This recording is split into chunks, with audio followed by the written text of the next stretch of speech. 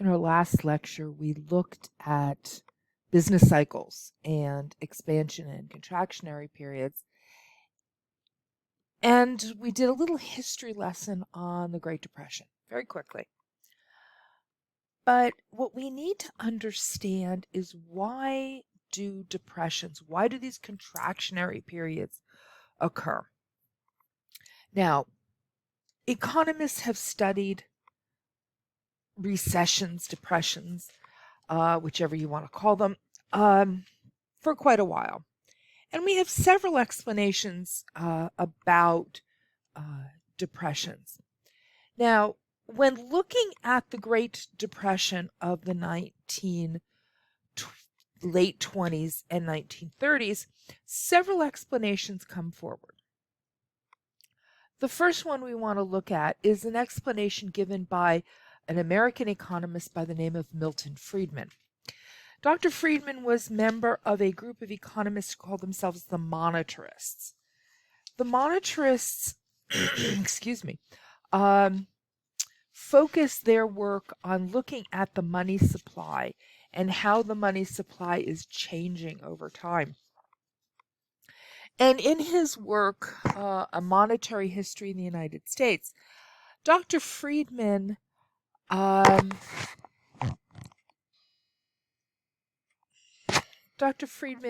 looked at the Great Depression and said, in his perspective, the Great Depression occurred because the Federal Reserve Bank failed to do its job. We'll come back and look at the Federal Reserve in a little bit when we look at the money supply and monetary policy. But the Federal Reserve is our central bank in the United States. Its job is to maintain a stable banking system and a stable money supply. And Friedman looks at the Great Depression of the 1930s and says, guess what? Fed screwed up. Fed didn't do its job. And he lays the blame for the Great Depression squarely on the hands of the Federal Reserve. He and the other monetarists will use this logic to explain why there should be no government intervention in the economy. We'll come back to that. Another explanation for why the Depression of the 1930s took place was the one put forth by President Herbert Hoover.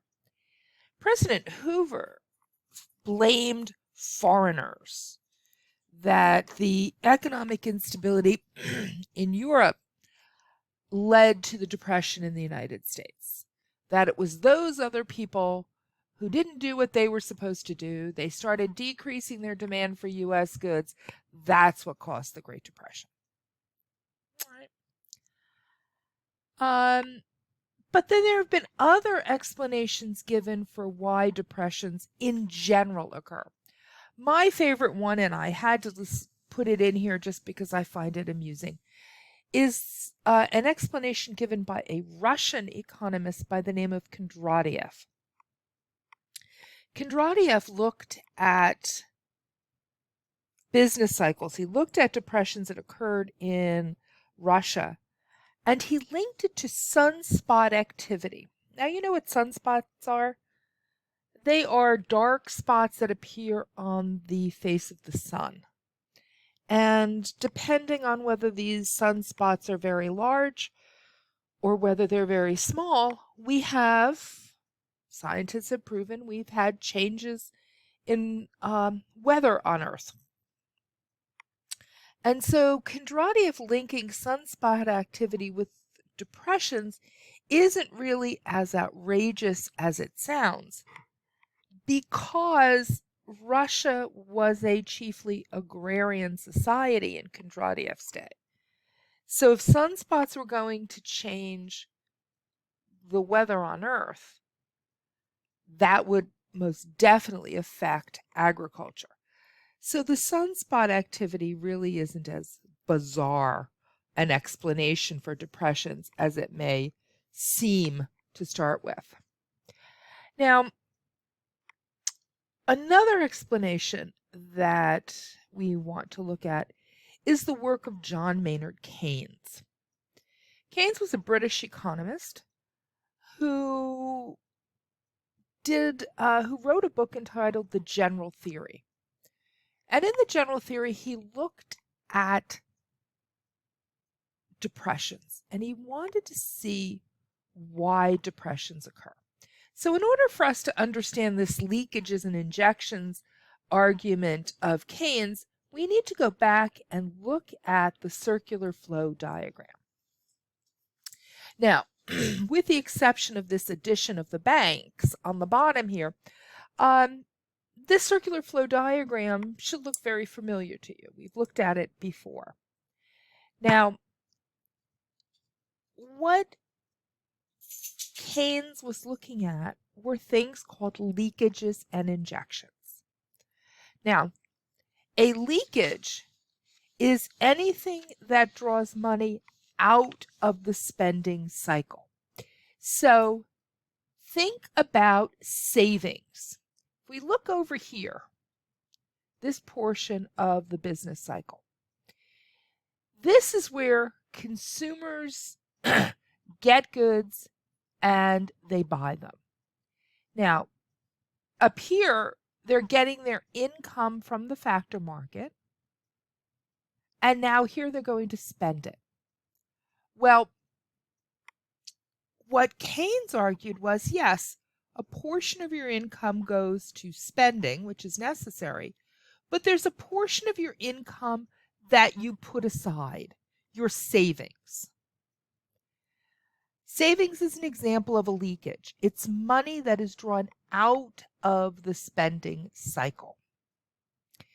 And what do consumers do with that money? Well, if they save it and they put it into the bank, then we have the leakages coming out of the economy and that goes into the bank. Now, what do banks do with money that you put in there? Well, they make their money by lending it out and putting it back into the economy. An example of this is investment, when businesses borrow money in order to expand their business. So the idea of injections, an injection is something that's putting money back into the economy. So banks lending money for investment is an example of an injection. Now, before we put the bank in here, we had argued that the flow of goods and services has to equal the flow of money. You know, these two flows going on in here had to be equal. Now, in order for the economy to remain stable, when we start pulling money out of the economy here through leakages and injections, then we know that the amount of leakages and the amount of injections need to be equal in order for the economy to be stable. And this is what, it's actually this area here of the business cycle that Keynes spends a lot of time looking at. Not only the leakages and the injections portion, but how we spend our money. We're going to come back to that in a minute. Now let's just quickly go back and do some definitions here. I wanted to make sure you have them. A leakage, as I said a moment ago, is anything that pulls money out of the spending cycle. So it's not just savings. Imports create leakages because as the good comes into the country, money leaves the country. So that's a leakage of money out of the economy. Taxes, simply paying your taxes, is also a leakage because that's money you're not spending. An injection is anything that puts money back into the spending cycle. So examples of injections would be investment, exports, government spending. Now, let's look at what happens. A moment ago, I told you if leakages and injections are equal, the economy is in equilibrium. But what about if leakages are greater than injections? What we have to remember is leakages by themselves cause the economy to contract. Money coming out of the spending cycle causes the economy to start to shrink. Injections, on the other hand, cause the economy to expand. The more money pumping in, the more growth we have. So if leakages equal injections, we're in equilibrium. But if leakages, contractions, are greater than injections, which are expansion, the economy is going to contract and we're going to have a recession. The flip side of that coin would be if leakages, contractions, are less than injections, expansion, then the expansion is bigger than the contraction, and we're going to be in that expansionary period of the economy. So for Keynes, this idea of leakages and injections becomes very important when we look at depressions or recessions. It's leakages being greater than injections. That is the problem for him. Now, please understand, I'm not saying that in the 1930s people saved too much money. I'm not saying that at all. What I'm saying is there wasn't enough spending. Enough money was not going back into the economy. And there were reasons for that. Those bank failures that we talked about earlier, the fact that there just wasn't money to be plowed back into the economy, could be the reason why depressions occur. Now, Keynes's conclusion that there was not enough, that leakages were greater than injections, there wasn't enough money going back into the economy, we weren't spending, sets off what has been known as the Keynesian revolution. If there's not enough spending, if that's what's causing the economy to contract, Keynes concluded that it was up to the government to spend more money to inject it back into the economy so that it could expand. The recent stimulus checks that were sent out by the government to people because of the coronavirus recession is a classic example of that. The government's giving us back tax money with the hope that we will spend it, because spending is so important. It's a way of getting us out of a recession. Yes, it's also important because people didn't have money. So many people had lost their jobs. It was very important that people had money to go to the grocery store.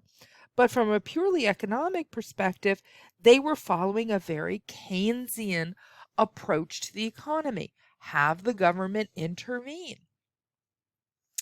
In the 1930s, the government hired people to build buildings, to paint murals, to do all sorts of things in order to get money back into the economy, to have leakages and injections to be equal, to get us to spend more.